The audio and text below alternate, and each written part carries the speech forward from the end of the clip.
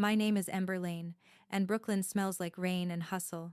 I'm 25, with a sewing callus on my right middle finger and coffee stains on my sketchbook.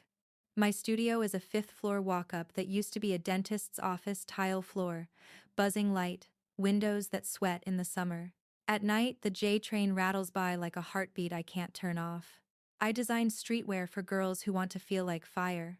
Hoods that sit like halos, cargos with secret zippers no one sees until they need to. A cropped bomber I call the Burn, with an asymmetrical zipper that cuts like a lightning scar and a hidden embroidery under the left cuff, my signature Ember, stitched in rust-red thread only I know how to blend.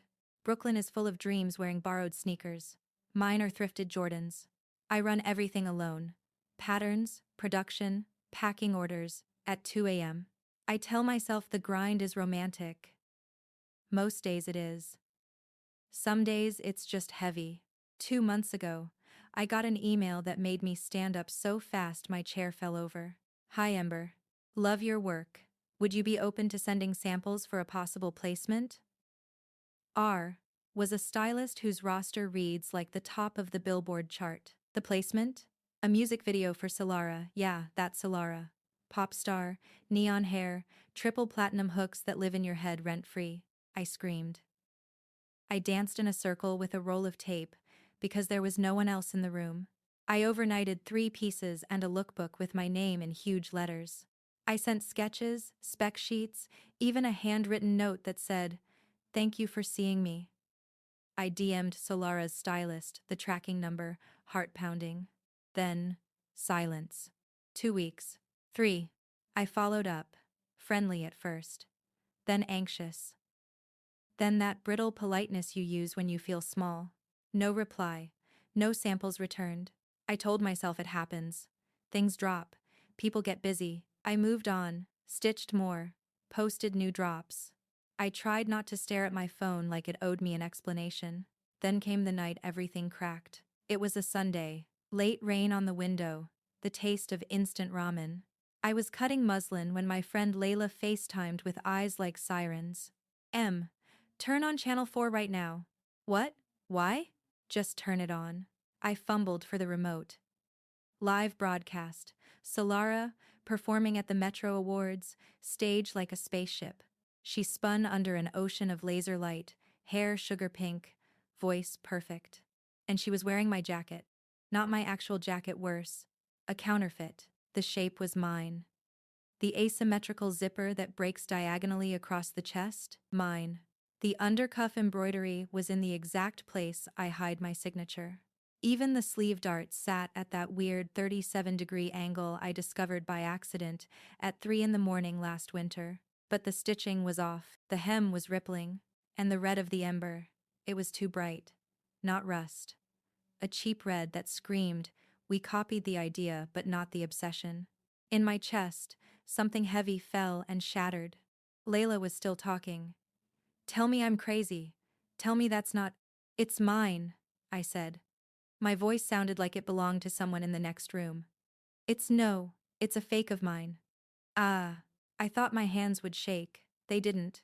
They went perfectly still. My brain started flipping through receipts like flashcards. I remembered the email. The samples. The ghosting. I remembered the small nick on my left thumb from changing the bobbin that day. I remembered stamping my deckled edge hang tags with E. Lane in black ink, letting them dry on the radiator because I didn't have enough counter space. This isn't just inspiration, I told myself. This is theft wearing glitter. I grabbed my sketchbook and flipped to the pages with the burn. Pencil smudges, coffee circles, little arrows and notes to myself. The date stamped on the corner. I photographed everything like I always do. Process shots, stitch close-ups, draft dates. I'd learned early that the industry loves talent, but worships paperwork. I zoomed in on the TV. Solara lifted the mic, the jacket flashing under the lights. There it was, under the left cuff, a tiny embroidery. Not my exact stitch, but close enough to make me nauseous. The camera cut away, but the damage was done. It felt like watching someone else try on your face. My phone started vibrating like it was trying to leave the table. Texts, DMs, notifications exploding. Layla, Do something. A buyer from a small boutique in Bushwick. Is that your jacket on Solara? If so, congrats. A kid from Instagram. Yo, did Solara wear your piece? Oh my god, drop link. I wanted to say yes. I wanted to take the win, to let the heat wash over my little brand and make it big. But the truth scraped like sandpaper. Not mine, I typed back to the buyer. It's a counterfeit. I wasn't credited. I stared at the message, then deleted it. Too raw. Too soon. I called Layla back. She picked up on the first ring. Put it in writing, she said. Document everything. You have your sketches, timestamps. I have all of it. I know a lawyer who did IP for indie designers. I can't afford a lawyer, Lay. Silence. I'm so sorry, she said, and I heard the helplessness under the anger. What are you going to do? I looked around my studio like the answer was hidden in the thread rack. The walls were plastered with layouts and mood boards. Neon tape X's on the floor where I filmed lookbooks. A whiteboard with a to-do list. Ship orders, update Shopify, drink water. On the corner of the board I'd written in black marker, make the thing you wish you could buy. My stomach twisted. I couldn't buy justice, but maybe I could make noise. I pulled my laptop close and opened a new folder. Ember Lane. Proof. I dragged in years of process photos, raw videos, PDFs of spec sheets. I screenshotted the email from R, the stylist. I took a photo of the postmarked envelope that returned 2 of my samples weeks later with a note, thanks, and no explanation. I stacked the evidence like bricks. I thought of every indie designer I know who's watched their work walk by on a runway, renamed. I thought of the comments I'd get if I spoke up. Cloud chaser. Liar. Jealous. I thought of the bills on my fridge, all magnetized hope. My hands stopped being still. They started typing. I wrote a thread for Twitter. I scripted a TikTok. I drafted the first words 3 different ways until my voice sounded like mine again. Hi. I'm Ember Lane, a streetwear designer in Brooklyn. Tonight, a pop star wore a counterfeit of my design on live TV. I could see the video in my head, split screens of sketches and performance, close-ups of seams, my face in the corner, calm and clear. Not a meltdown, not a rant. A truth. I recorded a rough take. My voice shook on the second sentence. I redid it, I slowed down. I added on-screen receipts, dates in the corner. I kept my tone steady, because I knew people hear panic as guilt. When I finished, it was 2:13 a.m. The city outside felt like a held breath. I hovered over post. My thumb didn't move. Because there was a new notification. A DM in my requests folder, timestamped 2:11 a.m. The account was brand new. No profile photo. 1 follower. I'm on Solara's wardrobe team. What happened to you wasn't an accident. My heart crawled into my throat. Another message popped in before I could reply. They think you'll stay quiet. I have receipts. I stared at the words until they blurred. A third message fast. Urgent. Meet tomorrow. 10 a.m. Coffee on Metropolitan and Lorimer. Back table. Come alone. I looked at my video thumbnail. Frozen on my face mid-breath. Layla texted again. You awake? Call me if you need me. I thumbed back. Something just happened. Good or bad? I don't know yet. I set the phone down and pressed my palms into the cool tile of the old dentist floor until my head cleared. If the message was real, I could get proof from inside their house. If it was a trap, I could lose everything in public, overnight. In the TV's reflection, my neon tape X looked like crosshairs. I picked up the phone and typed to the anonymous account. Okay, 10 a.m. What's your name? 3 dots appeared, then disappeared. Appeared again. Call me Ash. I looked at my draft video one last time. Then I did something I wasn't expecting. I didn't post. Not yet. I saved the file, labeled it Truth 1, Final, and slid it into the new folder. Because if I was going to go to war, I wanted to walk in with more than a match. I wanted gasoline. The J train rattled by, shaking the windows like a drum roll. I set an alarm for 8:30, laid down on the studio floor with my hoodie as a pillow, and stared at the ceiling until the neon glow on my whiteboard looked like a halo. I told myself I wasn't scared. I told myself I was ready. At 2:27 a.m. As I started to drift, my phone buzzed one more time. An email subject line slid across the screen from an address I didn't recognize. Cease and desist. Unauthorized use of Solara's likeness. I sat up so fast the room tilted. I hadn't posted a thing. I didn't sleep. At 8:30, my alarm went off, and Brooklyn sounded like a wet dog shaking itself dry. I stared at the cease and desist subject line until the letters stopped swimming. I forwarded the email to Layla with shaking thumbs. She called in seconds. Lawyers sent that? She asked. From Nova Sun Touring Legal. Nova Sun is Solara's touring company. I haven't posted anything. Layla swore softly. Okay. You're not alone. I reached out to Maya, the IP lawyer I mentioned. Volunteer lawyers for the arts. She can do a quick consult this morning. I have to meet someone at 10, I said. Someone from their wardrobe team. Then, you are not going alone, she said. Share your location. If I don't get a check-in every 15 minutes, I'm calling the cavalry. I wanted to joke that our cavalry was one photographer and a chihuahua, but my throat didn't have room for humor.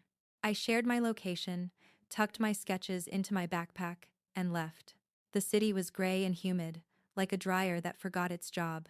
I kept my hood up and my phone in my front pocket, screen unlocked, camera a thumb swipe away. Metropolitan and Lorimer. The coffee shop was all glass and plants suspended in macrame slings, beeswax candles, a barista with a nose ring shaped like a lightning bolt. Ash was at the back table, just like the message said. They were younger than I expected, mid-20s, shaved head under a knit beanie, nervous hands wrapped around a paper cup. Their eyes did a quick sweep of me, then the door, then me again. Ember? Yes, we Saturday. I have 5 minutes, Ash said. Maybe less. Why are you helping me? They looked down at their cup like there might be an answer there. Because I watched something get stolen in real time, they said. And, because when I asked questions, I got told to shut up and sign my paycheck. I let out a breath. I didn't know I'd been holding. Start from the beginning. Ash nodded. R pulled your look from a boutique pull sheet, they said. You had heat. They wanted fresh. So they emailed you for samples standard, right? Only they never planned to return them. My samples came back weeks later, I said. 2 of them. Yeah, Ash said quietly. Because the third went straight to a pattern maker. They tore it down, traced it, rebuilt it. Factory in Vernon turned the first inspired sample in 4 days. Vernon, Los Angeles? They nodded. Then, internally, they scrubbed your name off the mood board. Replaced it with streetwear ASIM bomber. No tags, no credits. If the girl makes noise, legal has a template. The room got smaller. Do you have that? Ash slid their phone across the table, screen brightness low. A Slack screenshot. Dark mode. R. As avatar. The words exactly as they said. Timestamp. I felt the world tilt back, then forward. Steady. There's more, they said. Emails, invoices, a photo of the first counterfeit on a dress form next to the original, your original still with your hang tag on it. They took off your tag to shoot, then put it back on to ship it back. My jaw clenched so hard my molars ached. Why tell me now? I asked. Why not? Before the show. I didn't know who you were, Ash said. I'm a second assistant. I fetch steamers and safety pins and pray people remember my name.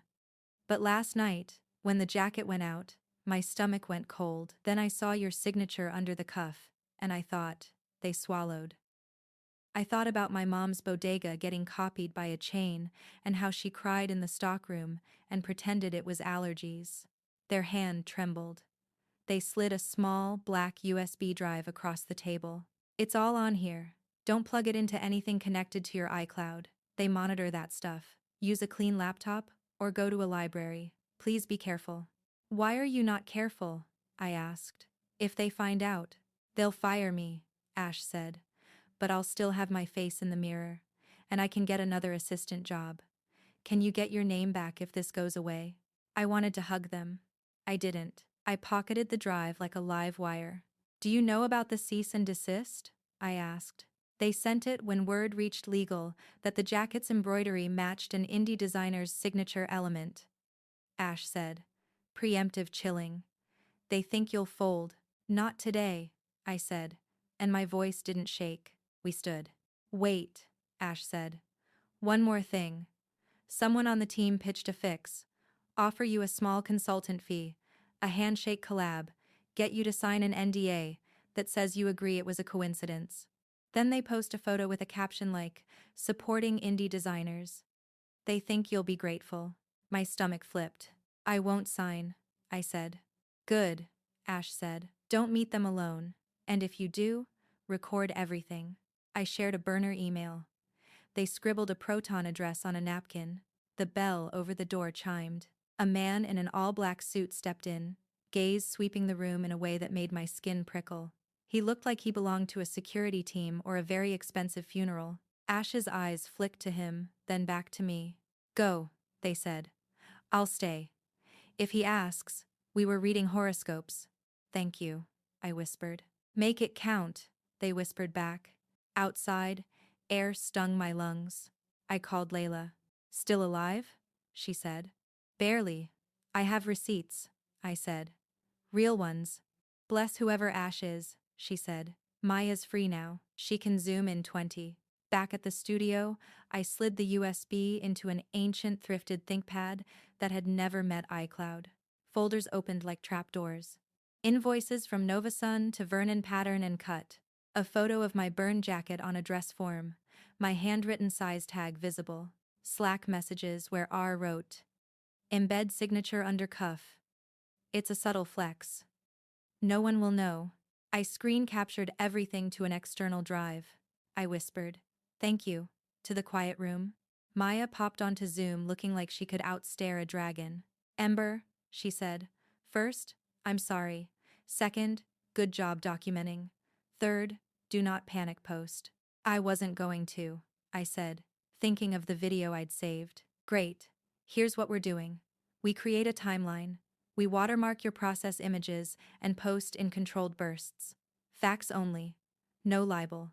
We blur non-essential names, but we keep R, unless divided by, until we send a legal letter. You have sketch timestamps? Emails? Perfect. Can we sue?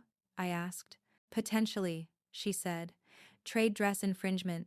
Unfair competition. It'll be expensive, but public pressure can move mountains while we line up the boulders. Legal sent me a cease and desist for using Solara's likeness, I said. That's intimidation, she said. You're allowed to comment on a public performance.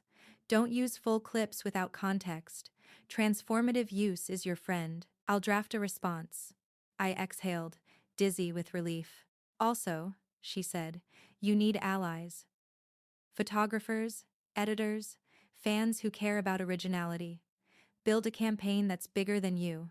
Because if it's you versus a pop empire, they'll paint you as a hater. If it's you and a community, they'll have to face a mirror. I texted Jonah from the 4th floor, a photographer who owed me a favor for letting him shoot lookbooks in my stairwell. He arrived in 12 minutes with 2 lights, a mic, and a grin that said chaos is delicious. We set up a white paper backdrop against the old tile. I pinned my sketches along the edges like a story spine. Jonah clipped the mic to my hoodie and checked levels. How honest? He asked. As honest as a scalpel, I said. We filmed a 3-minute teaser. Me, calm, dates, stamped on screen. Ash's Slack screenshots redacted but clear, side by side of my sketch, and the performance still. No names until the end. Then, a title card. A Fashion Truth, Part 1. Hashtag. Number Ember's Truth. Maya reviewed it in real time. Strong, she said. Add a lower third that says, evidence thread below. Link to a site you control. Build a hub. I didn't have a site beyond Shopify. I spun up a Notion page in 15 minutes.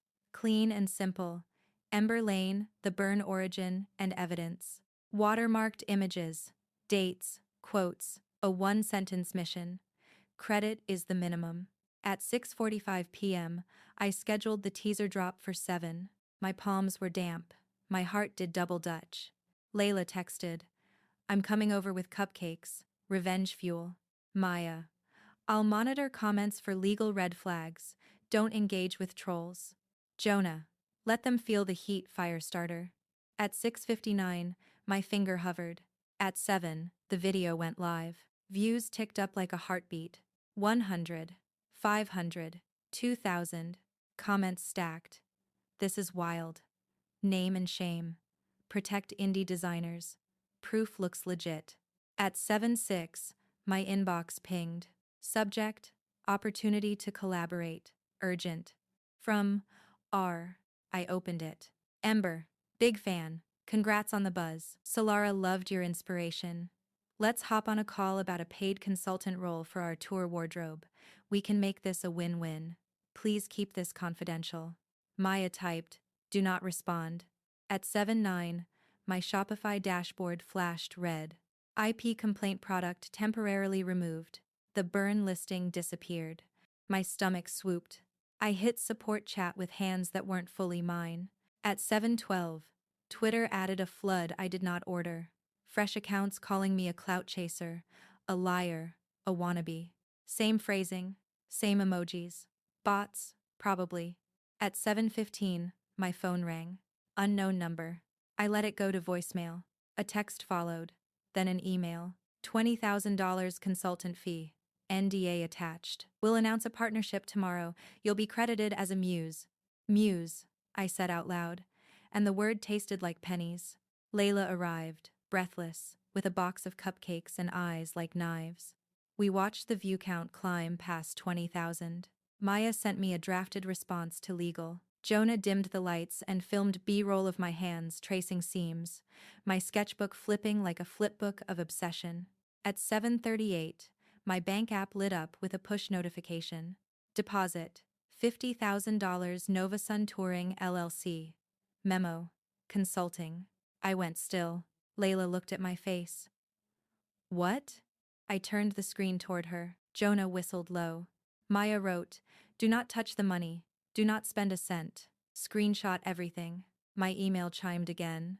Subject: thank you for agreeing. Attachment: mutual NDA, signed Ember Lane. PDF. I hadn't signed anything. The PDF opened on its own, like a magic trick gone wrong. My name hovered over an e-signature line, already filled in. The signature was not mine. My heart slammed against my ribs like it wanted out. Someone just tried to buy my silence and forge my consent. I looked up at the camera lens, its little red tally glowing in the dim room, and saw not fear, but fuel. We're not letting this slide, I said. Layla squeezed my shoulder. Maya's text came through, full force. We go on the record. Right now. Before I could answer, my phone buzzed with one more notification, private encrypted email. Sender: S. Subject: this wasn't me. The message preview showed one line. Ember, I want to talk, no lawyers. When you see the name Solara in your inbox, time slows down. The screen light burned my eyes. I could almost hear the auto-tuned echo of her voice in my head, the same voice that wore my jacket to a global audience. Layla leaned over my shoulder. Don't open it, she said. Maya texted. Do not engage yet. Jonah's camera was still rolling, just in case. But my hands didn't wait for anyone. I tapped the email. From solaraofficial@novasunmusic.com. Subject: this wasn't me. Body: Ember. I didn't know. I found out last night that the jacket wasn't from my design team. I never saw your name, never saw your tag. They told me it was a custom piece, inspired by streetwear trends. I swear, I didn't know they stole it. I've been trying to reach you all day, but PR says I can't. They're drafting statements I don't agree with. Please. Let's talk, no lawyers, no management. Just two creators. S. The room went quiet, except for the hum of the old fridge. Layla crossed her arms. That's bait. Maya typed again. If she's sincere, she'll go public. Private emails mean control. Jonah said, if she's lying, you'll know. If she's not, this could go nuclear. I stared at the screen until the cursor blinked like a pulse. Part of me, the artist part, wanted to believe her. Because the idea that another woman in this machine might not be my enemy, that flickered like hope. I typed back, before I could stop myself. If you're serious, meet me somewhere neutral. Public. No cameras, no PR. Send. Layla sighed, half proud, half terrified. You're playing with fire, Em. Good, I said. Let's see who burns first. 10:32 p.m. Same night. My phone buzzed again. Solara's reply. Tomorrow, 11 a.m. Greenlight Cafe, Dumbo. I'll come alone. You should too. I barely slept. The city outside was electric tweets, multiplying, think pieces blooming like weeds. Number. Ember's truth hit 2.1 million views overnight. Half the comments were behind me. The other half were bots, or believers in the pop idol myth. At 8 a.m., Maya called. Listen, she said, brisk but kind. I can't stop you from meeting her, but record it discreetly. It's legal in New York. If this turns into gaslighting, you'll need proof. I promised I would. Then she added, Ember, be careful. Fame makes people forget they're human. 11:02 a.m. Greenlight Cafe. Sunlight sliced through the windows. The place smelled like oat milk and ambition. Solara was already there. No glam squad, no sunglasses. Just a hoodie, leggings, and a low ponytail that looked too normal for someone whose face was on every bus in the city. Ember? She said, standing halfway, cautious smile. Yeah. We sat across from each other like chess players who hadn't decided what game they were actually playing. I'm sorry, she said first. I said nothing. I didn't know, she went on. They showed me mood boards, samples, sketches from in-house. Your jacket was just there. They said it was custom. If I'd known. You'd what? I cut in. Asked them to cut my name off slower? Her face flinched. That's not fair. Neither is theft. She looked down, exhaled, and said quietly, You're right. For a second, I saw her not the pop image, but the girl under it. Then she pulled a folded paper from her tote. This is what they gave me when I questioned it. A printed statement. All designs are original works created in collaboration with independent artisans under NDA. She pushed it toward me. They said they'd release this if I spoke out. It's not true. I glanced at the bottom. Nova Sun legal watermark. Same department that forged my signature. You realize, I said slowly, if I post this, it'll destroy your PR wall. I know. Why risk that? Because, she said, eyes sharp now, they used me too. They think I'm dumb enough to wear stolen art and smile for cameras. The anger in her voice surprised me. It was real. Raw. Then her phone buzzed. She looked and froze. I caught a flash of the screen before she turned it over. Your stylist, I said. She's been calling all morning. Pick up. I can't. Then I will. I reached for the phone before my brain caught up with my body. She didn't stop me. I hit answer and set it to speaker. Solara? R's voice was crisp, expensive. Where are you? PR's losing it. This is Ember, I said. The silence that followed could have frozen fire. Well, said finally, tone shifting. You move fast. Faster than your pattern maker, I said. Cute. Listen, we can fix this. You're talented, emotional, but this isn't how you build a career. By getting robbed politely? Laughed. A low, rehearsed laugh. You think you're the first indie designer to get borrowed? That's the industry, sweetheart. You should thank us for the exposure. I felt something behind my ribs snap, but I kept my voice flat. You forged my signature. She didn't deny it.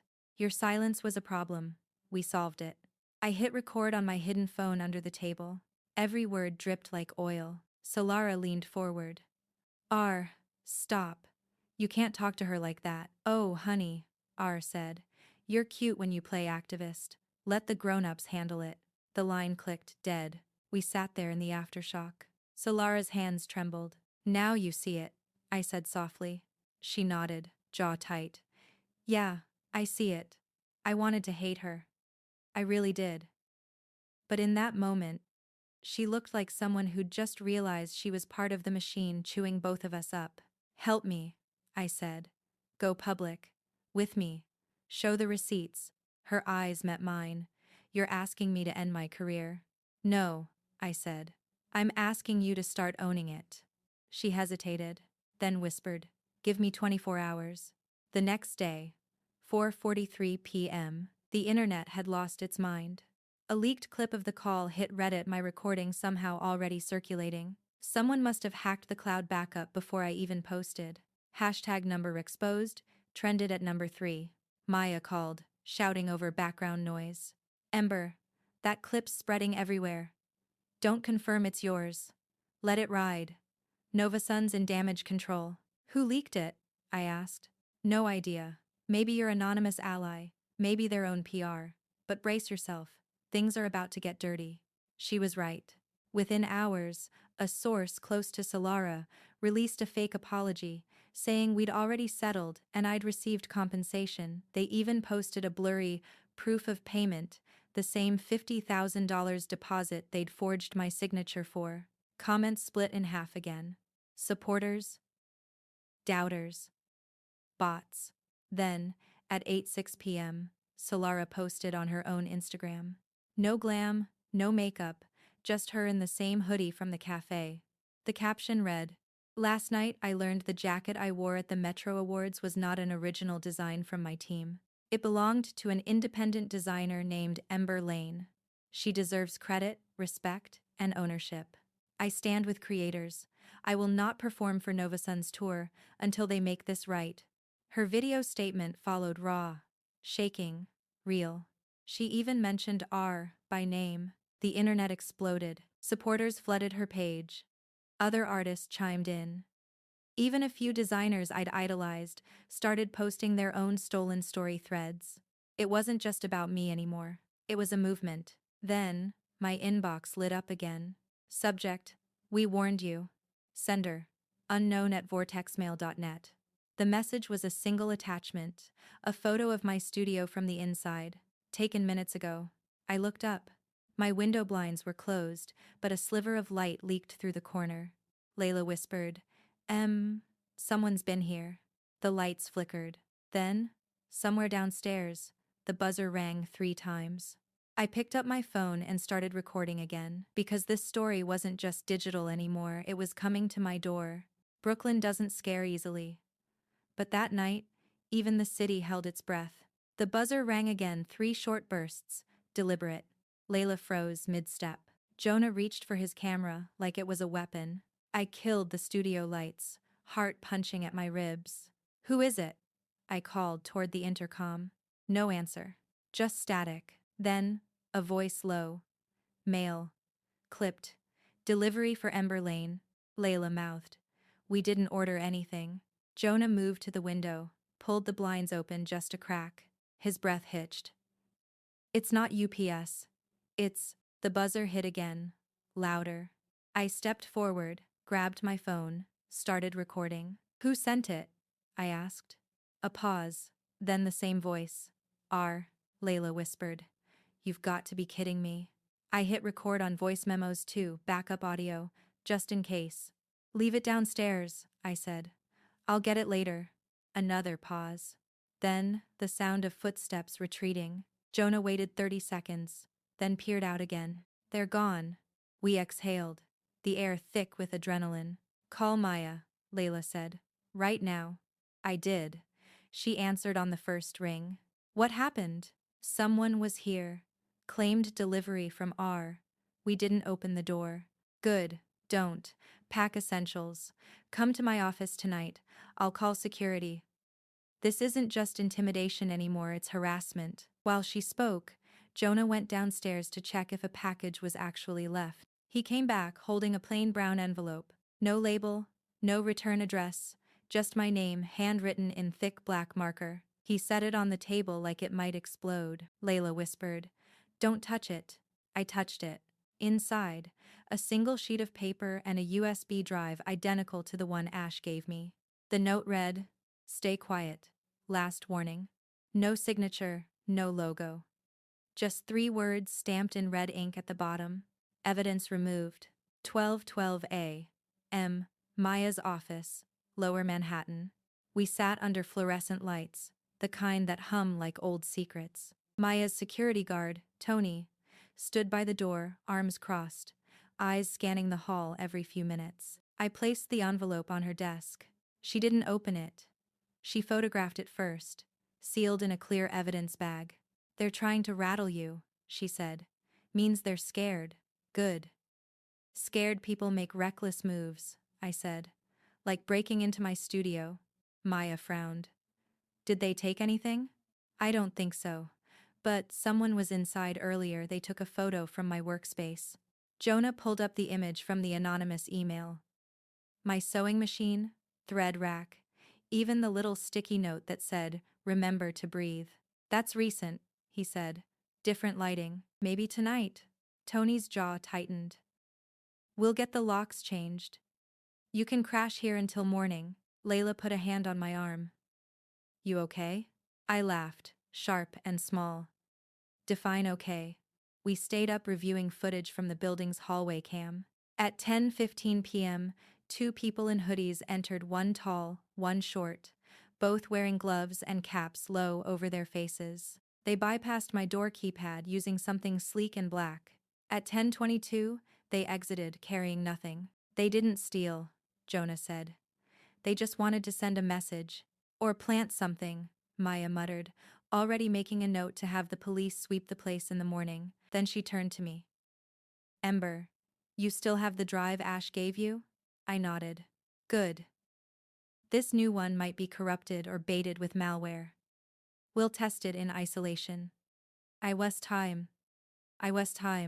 She connected it to a sandbox laptop. The folder opened automatically. Videos. Labeled. Burn. Original. Takedown. MP4. Factory. Vernon. Trace. Move. R. Slack export. Zip. Jonah leaned closer. "This looks legit." Maya clicked play on the first file. The screen showed a grainy workshop, racks of fabric, cutting tables, workers moving fast. In the center, my original burn jacket pinned to a form, tag visible. Someone off camera said, "Okay, get the angles we'll need to relabel the seam lines before the client walkthrough." Then R's voice unmistakable. "Make sure that little cuff embroidery's flipped. Don't want our indie friend getting ideas." Maya's eyes widened. "That's direct evidence." My throat closed up. I felt a wave of nausea, part fury, part vindication. "That's what they didn't want getting out," I said. Tony crossed his arms tighter. "You post that, they'll panic." Maya shook her head. "Not yet. We'll send it to a journalist first, one we trust. Let them vet it, make it airtight." "Who?" I asked. She typed a name. "Nora Park, investigative reporter for The Cut. Known for blowing up corporate cover-ups." "Send her everything," Maya said.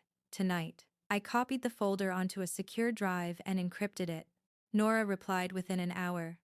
"Meet me tomorrow morning. Confidential. I'll bring my recorder." 9:30 a.m. The Cut offices? Soho. Nora was sharp, dark blazer, messy bun, caffeine in one hand. She listened, silent and focused, as I laid it all out. The stolen design, the forgery, the threats, the forged NDA, the break-in. When I finished, she said quietly, "This is bigger than fashion." "Bigger how?" I asked. "This is corporate fraud. Wire transfer falsification, possibly intimidation and surveillance. And you've got receipts. If I publish, they'll send lawyers before I can hit save, but it'll stick." She looked up. "Ember, if we do this, you'll be in the crossfire." I smiled, tired but steady. "I've been in the fire. I'm just done being quiet." By noon, Nora's editors greenlit the story under the headline, "Stolen Threads: How a Brooklyn Designer Took on Pop Stardom and Won't Stay Silent." The piece was set to drop Friday at 9 a.m. But that same afternoon, my phone buzzed with a new message from Ash. Only 2 words this time. "They know." Then, 10 seconds later, another. "Get out." Before I could reply, My building manager called. Ember? You need to come here. NYPD's here, there was a fire in your unit. My heart stopped. Layla gasped. Jonah grabbed his camera. We raced out the door.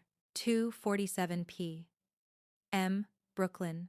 My studio. The smell hit first melted plastic, burnt cotton, wet drywall. My sewing machine was a carcass. My sketches were black curls of paper. The window was smashed, the blinds gone. An officer met me at the door. No injuries, he said. Looks like an electrical fire from a surge near the outlet. Except I saw it, a char mark that started not at the outlet, but the desk where the envelope had been. Maya arrived minutes later, her heels crunching on glass. This wasn't random, she said. They're trying to erase your trail before the article hits. I felt hollow. Everything I'd built, gone, in smoke. Layla put an arm around me. We still have the files. They can't burn the internet, Jonah added. And I have footage of everything since the break-in. They just gave us Act 2. I nodded, breathing smoke and fury. Then we fight louder. Maya's phone buzzed.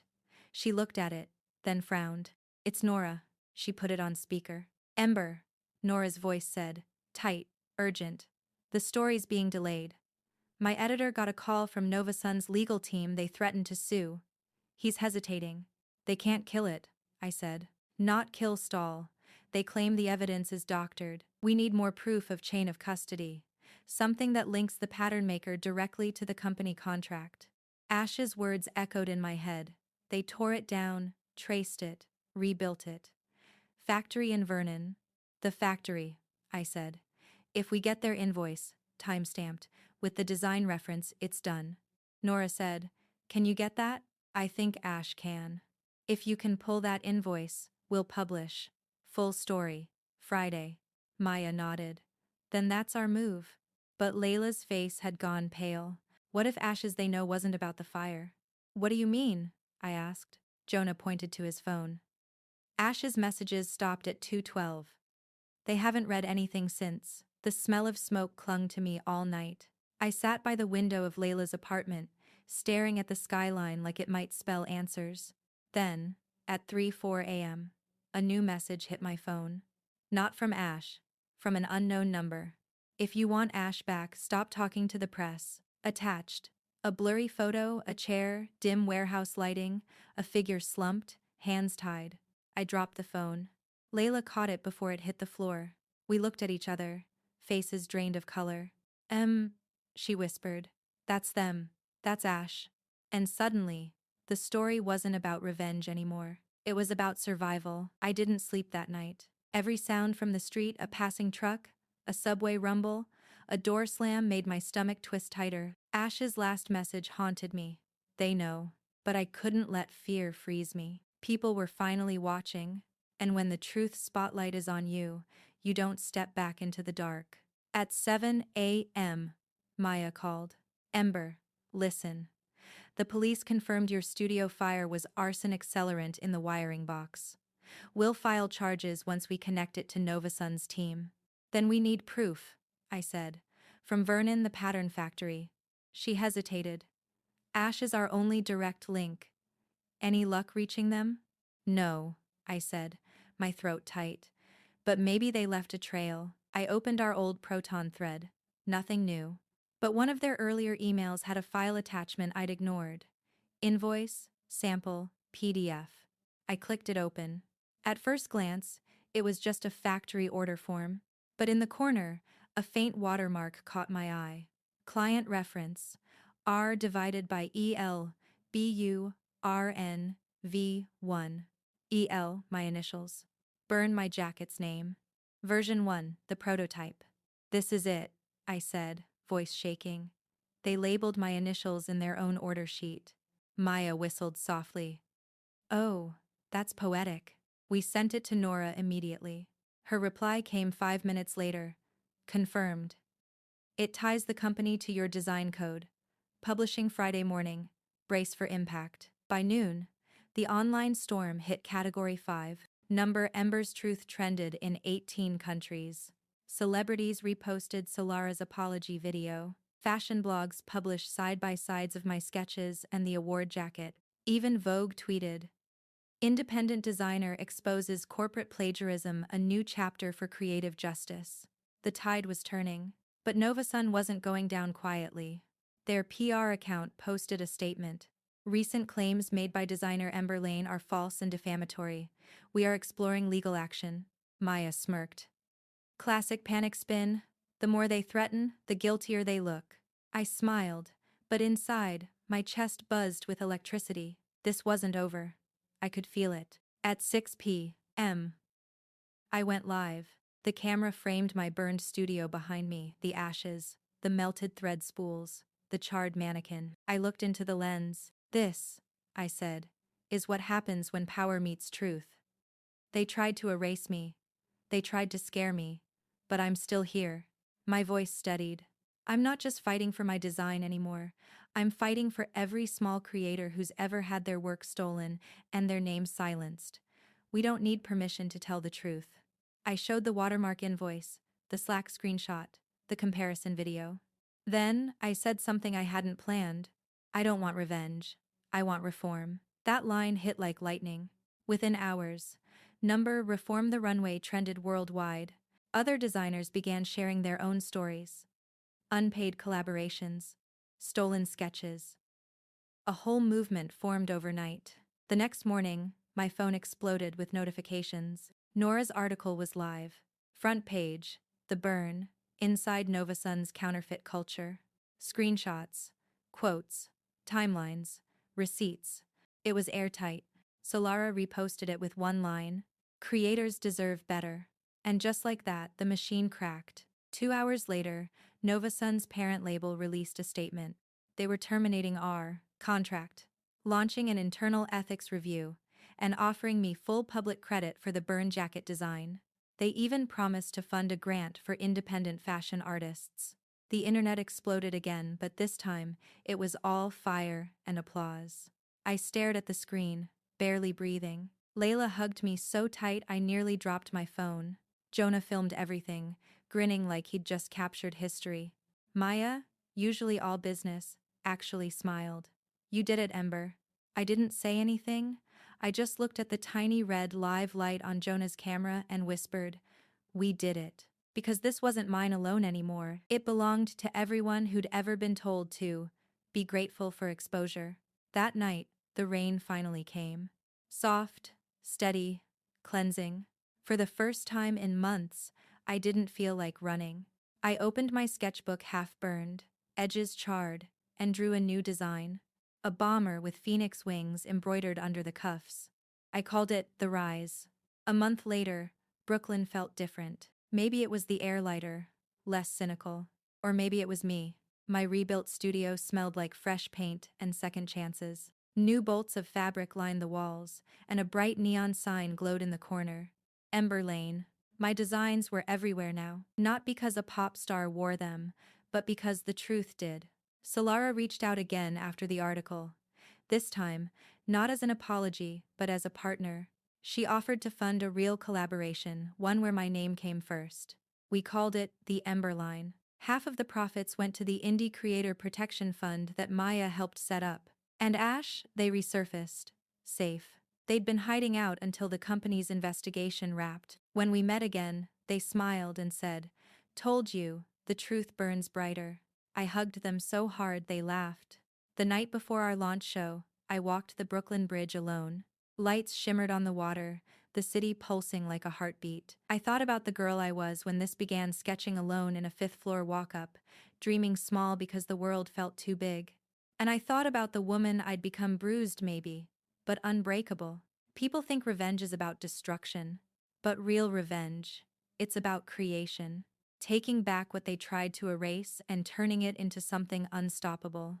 I went live one last time. The camera opened on the runway. Street kids, local artists, models of every shape and skin tone wearing pieces that glowed with embroidery flames. I spoke over the music. Let this be the new standard.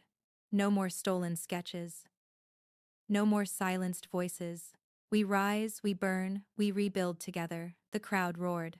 Solara appeared at the end of the runway wearing the Rise jacket. She turned, showing the hidden cuff embroidery. A small ember in rust-red thread. My signature exactly as it should be. When she reached me, she whispered, "Your fire changed everything." I smiled. It's everyone's fire now. Later that night, my phone buzzed a message from an unknown number. They'll copy again someday, that's what they do. Just keep making things, they can't fake your truth. No name. But I knew it was Ash. I looked out at the skyline, the city glowing like it was wearing one of my designs, and whispered back, "Always." I'm Ember Lane, designer, survivor, storyteller. They tried to steal my fire. But the thing about fire is, it spreads.